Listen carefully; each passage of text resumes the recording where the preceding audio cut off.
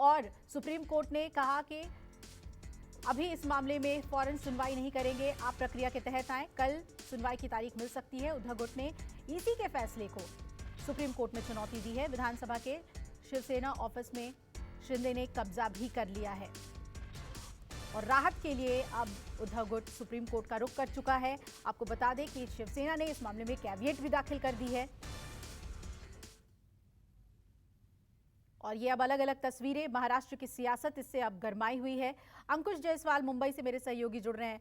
अंकुश, किस तरीके की तैयारी है उद्धव गुट की, क्योंकि सुप्रीम कोर्ट ने तो आज सुनवाई से इनकार कर दिया। क्या कुछ चल रहा है महाराष्ट्र की सियासत में?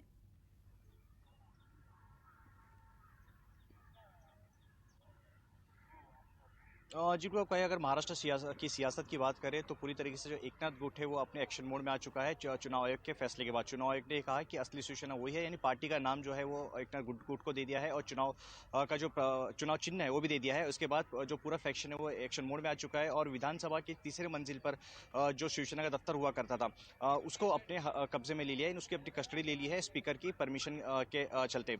आपको बता दें कि जून 2022 में जो शिवसेना का दफ्तर था वहां पर घमासान हो गया था शिवसेना गुट पे और उद्धव गुट पे, जिसके बाद उसे सील कर दिया गया था। लेकिन अब चुनाव आयोग का जो फैसला आ चुका है उसके बाद उस कब्जे विधानमंडल में जो तीसरे मंजिल पे दफ्तर है उसको अपने कब्जे में ले लिया है। इसके बाद जो पार्टी की अन्य संपत्ति है उसको भी धीरे धीरे अपने कस्टडी में लेने की प्रक्रिया जो है, जो हमारे सूत्र बताए, वो शुरू हो चुकी है।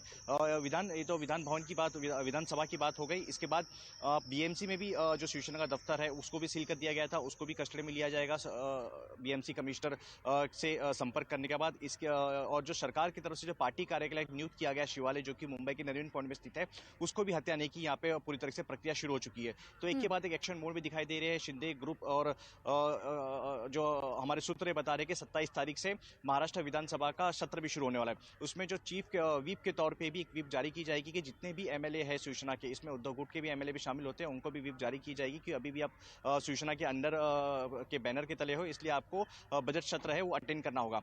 इसके अलावा जो कार्यकारिणी की बैठक है उसको भी जल्द से और आयोजित किया जा सकता है और इस कार्यकारिणी की बैठक में कई सारे महत्वपूर्ण फैसले लिए जा सकते हैं पार्टी से जुड़े हुए, जैसे कि पार्टी का पक्ष प्रमुख अगला कौन होगा, कौन महत्वपूर्ण पदों पे काबिज होगा, इसको भी लेकर महत्वपूर्ण जो है वो कार्यकारिणी की बैठक जो हो सकता है कि आने वाले 1-2 दिन में हमें देखने को मिल सकती है।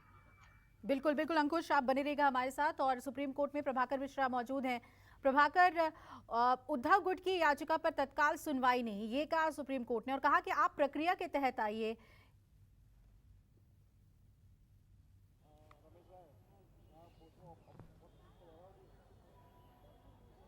देखिए, इसको ऐसे समझने की जरूरत है कि आज ही याचिका दायर हुई और सुप्रीम कोर्ट में प्रक्रिया के मुताबिक याचिका जब दायर होती है और कोई मामला तत्काल होता है तो मेंशन किया जाता है। तो मेंशनिंग की लिस्ट एक दिन पहले तैयार होती है और उसके बाद अगले दिन कोर्ट के सामने, जज के सामने, बेंच के सामने संबंधित पार्टी खड़ा होकर कहती है कि इस मामले में तत्काल सुनवाई की जरूरत है और इसलिए कोर्ट को इस पर सुनना चाहिए। चूंकि लिस्ट में नाम होता है उसके हिसाब से कोर्ट उस पर सुनवाई करता है। चूंकि उद्धव गुट की तरफ से याचिका आज ही दायर हुई है, आज ही दायर हुई थी और ऐसे में मेंशन जब करने गए कोर्ट के सामने, सीजीआई के सामने, उन्होंने कहा कि आज चूंकि आपने मेंशनिंग लिस्ट में नाम नहीं है इसलिए इस तरह से नहीं किया जा सकता, इसके लिए आप कल आइए। तो कल सुनवाई हो, कल मेंशनिंग लिस्ट, आज शाम के मेंशनिंग लिस्ट में ये मैटर लिस्ट होगा, कल सवेरे मेंशन किया जाएगा बेंच के सामने, सीजीआई के सामने, और कल तारीख मिल सकती है उद्धव गुट को कि उनकी याचिका पर सुनवाई कब होगी।